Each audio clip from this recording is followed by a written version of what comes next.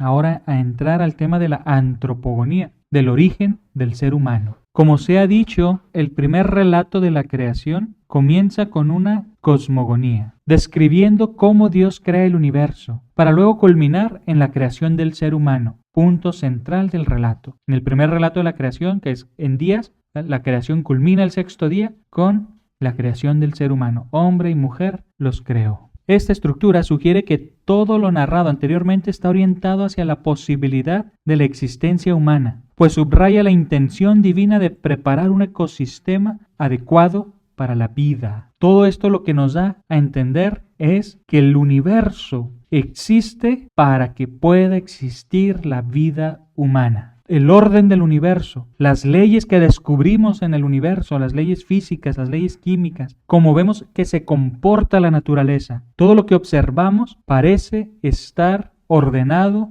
a que sea posible la existencia humana. De manera que no es obra de la casualidad, no es obra del azar. Hay una inteligencia detrás de la creación, detrás del universo. Y eso nosotros lo descubrimos al observar la naturaleza. Cuando observamos la naturaleza nos damos cuenta de que está ordenada para que pueda existir la vida humana. De hecho, los científicos hoy incluso se dan cuenta de que el universo parece estar diseñado. No pueden utilizar ellos la palabra diseñado porque entonces tendrían que pensar en un diseñador, pero parece estar ordenado, diseñado, ordenado para que al menos en un planeta se pueda dar la vida humana. O sea, parece que como si hubiese un arquitecto o un diseñador que hizo los cálculos y preparó todas sus fórmulas de la naturaleza, dio a la existencia y parece que todas esas fórmulas, todos esos cálculos que hizo estaban diseñados para que se diera la posibilidad de que al menos en un planeta fuera posible la vida humana. Claro, esto ya no va a entrar dentro de la evidencia científica. A la ciencia no le interesa hablar de una finalidad del universo o de un propósito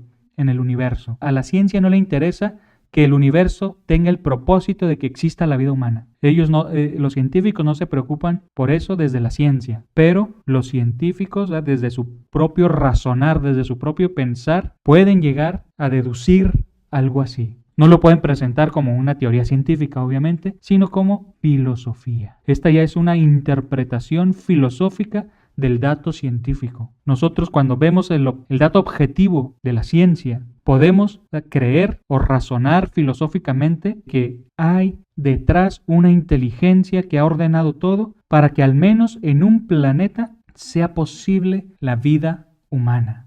Me parece que el universo está ordenado a la existencia humana. ¿Y por qué se dan cuenta de esto? Pues porque si varían cualquier comportamiento por ejemplo, de los elementos químicos, si el hidrógeno no se comportara como se comporta, si el oxígeno no se comportara como se comporta, no sería posible la vida humana. La vida humana solamente es posible porque así se están comportando los elementos de la naturaleza, porque naturalmente así se comportan. Si uno solo de ellos no se comportara así, ya no sería posible la vida humana. Por eso es casi imposible creer que el universo vino a la existencia por azar, porque el azar no tiene orden, no tiene inteligencia. El azar no es nada, es caos, es cosas que no tienen relación entre sí, pero los elementos todos tienen relación entre sí para funcionar, para operar como operan, para funcionar como funcionan o para reaccionar como reaccionan. Por eso vemos que todo el universo parece estar ordenado a la posibilidad de que exista la vida humana, al menos en un planeta. Es decir, esto ya es filosofía, que con que en un planeta se dé la vida humana, el universo cumple su propósito. Esto no es ciencia, es filosofía, pero a la luz del dato objetivo de la ciencia. Por lo tanto, podemos creer que todo el universo Dios lo ha creado para que podamos existir nosotros, para que pueda existir la vida humana. Y ese es el mensaje detrás del Génesis. Tradición sacerdotal. Hacia los versículos 26 al 31 se describe la creación en el sexto día de la siguiente manera. Vamos a ver en el primer relato cómo se narra la creación del ser humano. Y dijo Dios, hagamos al ser humano a nuestra imagen, como semejanza nuestra. y manden en los peces del mar y en las aves del cielo, y en las bestias y en todas las alimañas terrestres, y en todos los reptiles que reptan por la tierra. Creó pues Dios al ser humano, a imagen suya, a imagen de Dios lo creó, macho y hembra los creó. Vio Dios cuanto había hecho, y todo estaba muy bien. Y atardeció y anocheció, día sexto. Y vio Dios cuanto había hecho, y todo estaba muy bien. Vio Dios que todo era muy bueno. Crea al ser humano, macho y hembra, varón y mujer, y entonces lo que creó estaba muy bien. Es decir, culmina la creación, corona la creación con el ser humano, hombre y mujer.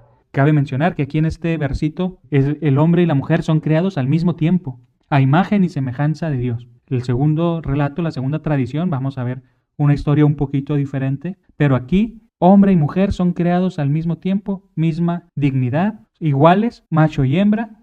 Es el ser humano que Dios creó a su imagen y semejanza. Es interesante observar cómo cada etapa cierra con la afirmación de que era bueno, hasta llegar al sexto día, cuando Dios crea al ser humano como la obra suprema, hecho a su imagen y semejanza, macho y hembra los creó, destacando la igualdad esencial entre el hombre y la mujer. Igualdad esencial se refiere a la misma naturaleza. Hombre y mujer somos de la misma naturaleza, la naturaleza humana, y por lo tanto de la misma dignidad. Así como su misión de ser fecundos y multiplicarse y dominar la tierra. En este momento, como dice la Escritura, vio Dios que era muy bueno. Es decir, presenta al ser humano como la coronación de la creación. El primer relato de la creación concluye con el ser humano creado a imagen y semejanza de Dios. Este concepto implica que el hombre y la mujer, como culmen de la creación, tienen una relación especial con su creador y un rol particular dentro del universo. Dios otorga a la humanidad la responsabilidad de gobernar sobre todas las criaturas y cuidar el mundo creado. Todo lo ha puesto bajo nuestros pies. Nos ha creado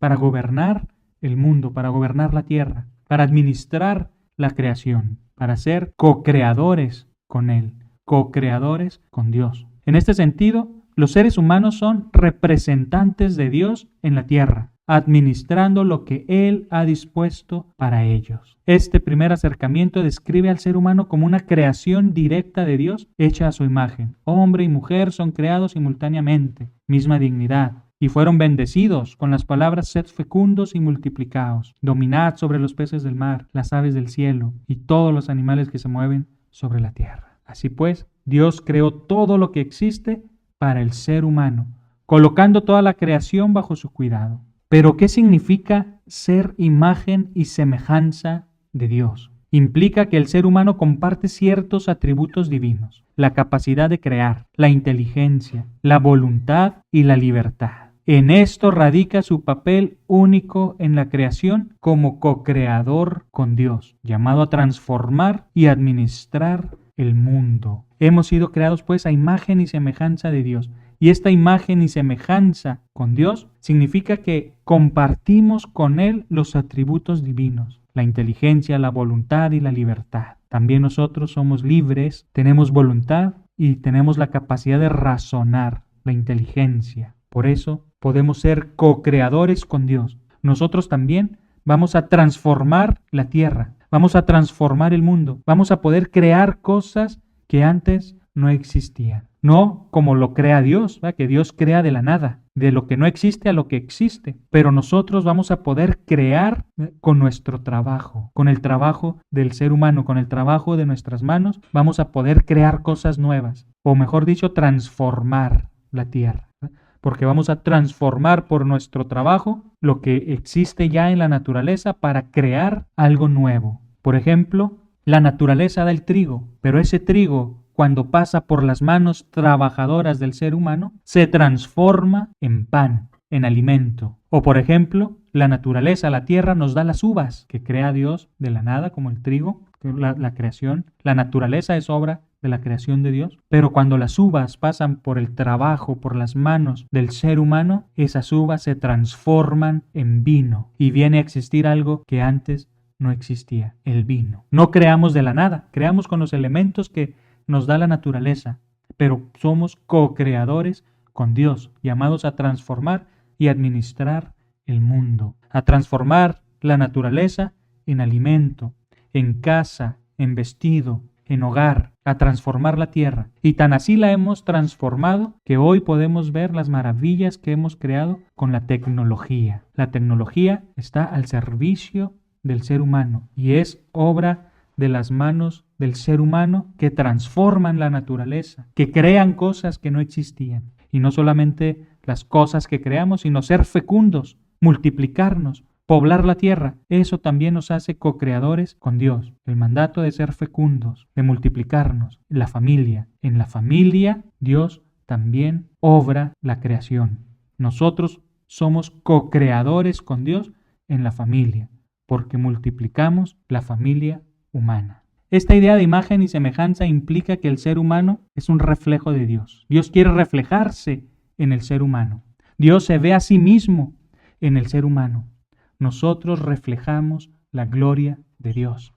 Por eso nos ha creado a su imagen y semejanza y nos ha dado la tarea de cuidar la creación. Todo lo creado ha sido puesto bajo nuestros pies para que lo administremos con responsabilidad. Cosa muy diferente es destruir la creación. Destruir la creación es ir en contra del mismo mandato de Dios de cuidar la creación, de administrar la creación y de hacer la tierra fecunda. Y bendijo Dios el día séptimo y lo santificó, porque en él cesó Dios toda la obra creadora que Dios había hecho. Génesis 2, 3. Termina pues el relato de la creación con el día séptimo, que pues es un indicativo típico del relato sacerdotal, de la tradición sacerdotal, pues tiene la intención de justificar el descanso del Shabbat. ¿Por qué guardamos el sábado? Porque Dios mismo descansó el séptimo día. El propósito del relato sacerdotal es teológico y litúrgico. Explicar y justificar la práctica del descanso sabático como una imitación del descanso divino.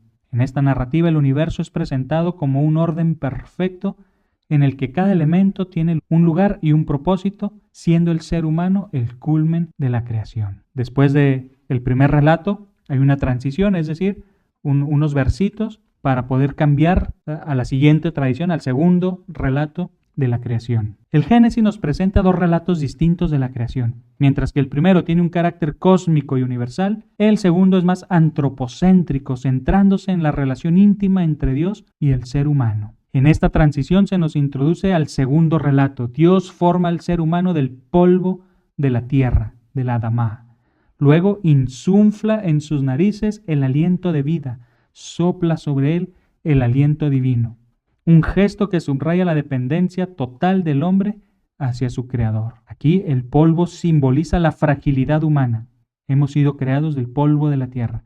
Mientras que el soplo divino señala su dignidad y su relación con Dios. Hemos sido formados del polvo de la tierra, pero tenemos el aliento divino, el aliento del Espíritu de Dios. Por lo tanto, no somos solo tierra.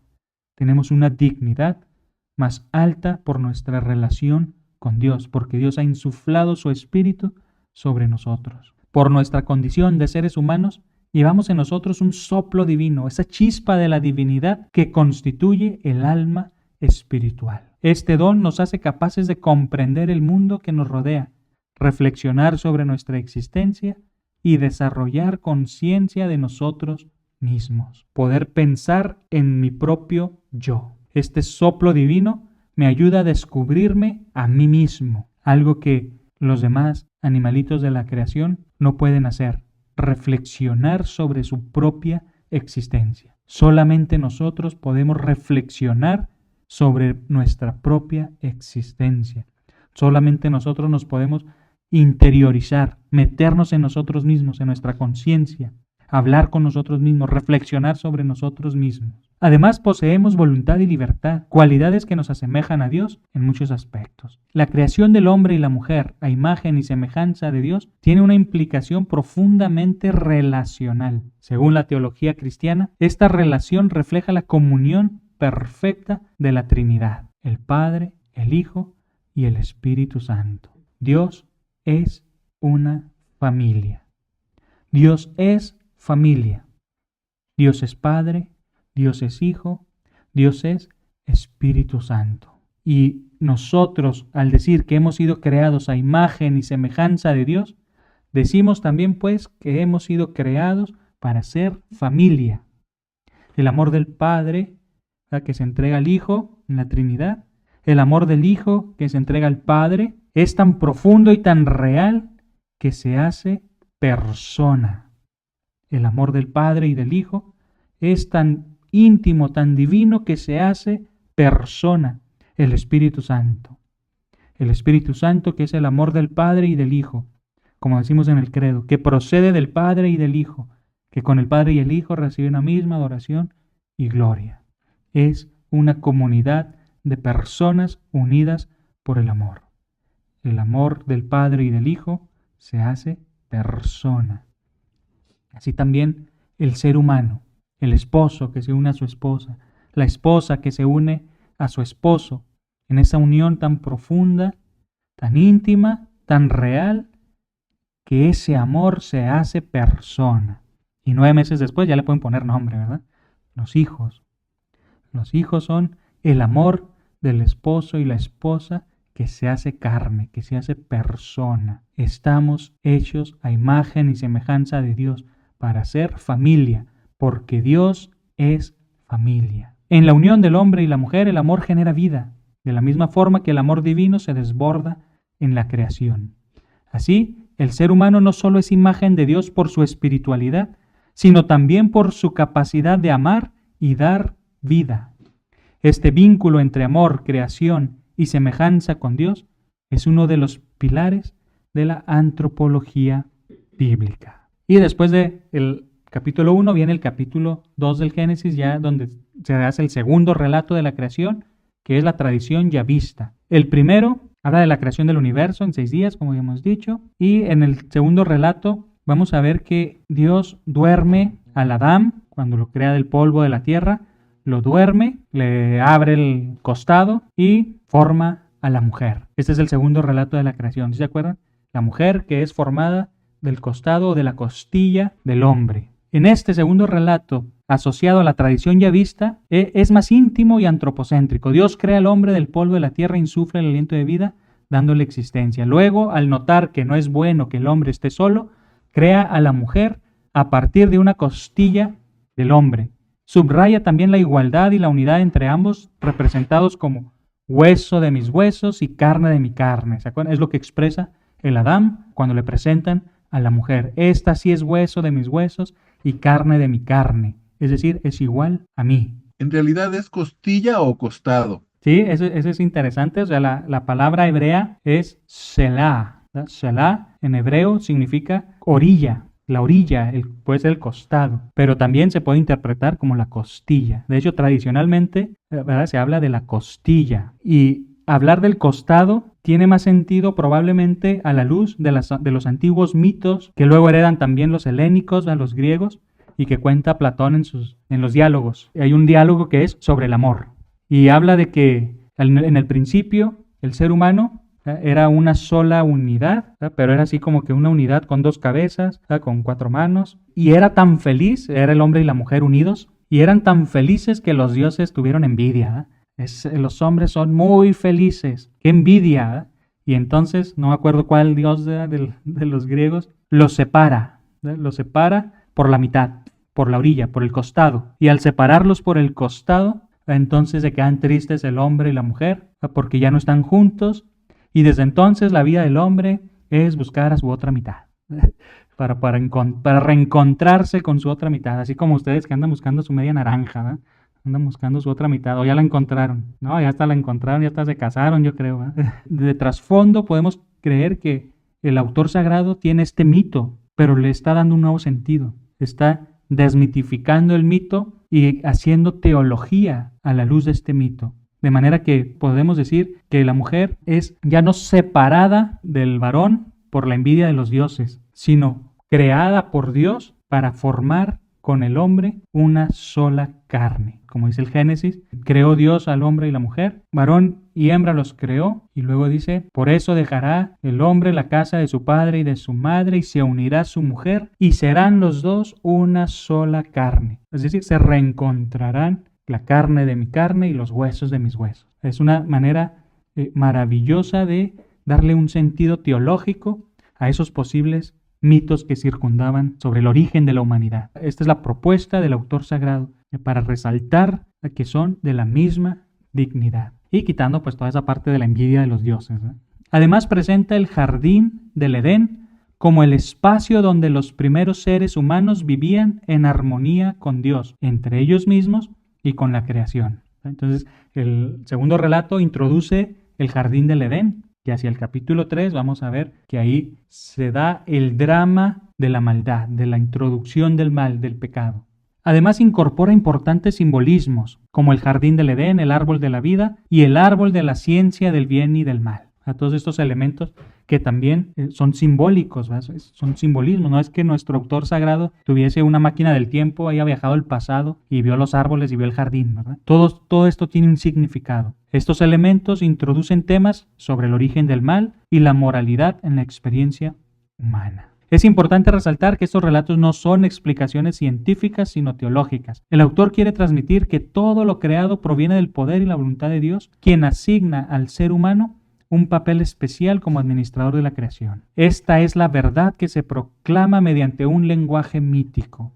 Pero mito en este contexto no es una mentira, ¿verdad? Como habíamos dicho, un mito no es algo falso, no es una mentira, sino una verdad tan profunda que requiere de estos elementos para poder ser expresada. Aquí está lo que decíamos de la costilla, ¿verdad? En hebreo, Selah. En este relato Dios crea al hombre, Adán, del polvo y posteriormente forma a la mujer a partir de su costado o costilla, Selah. Este acto de creación subraya la igualdad esencial entre hombre y mujer, o sea, misma naturaleza, pues ambos comparten la misma naturaleza y dignidad. La expresión serán una sola carne introduce la idea de complementariedad, de unidad en la relación entre hombre y mujer. Este concepto encuentra paralelismos en otros relatos míticos, como el mito del andrógino descrito por Platón, que es el que les contaba ahorita, pero aquí se adapta a la perspectiva hebrea, centrada en la relación entre el hombre, la mujer y Dios. Muy bien.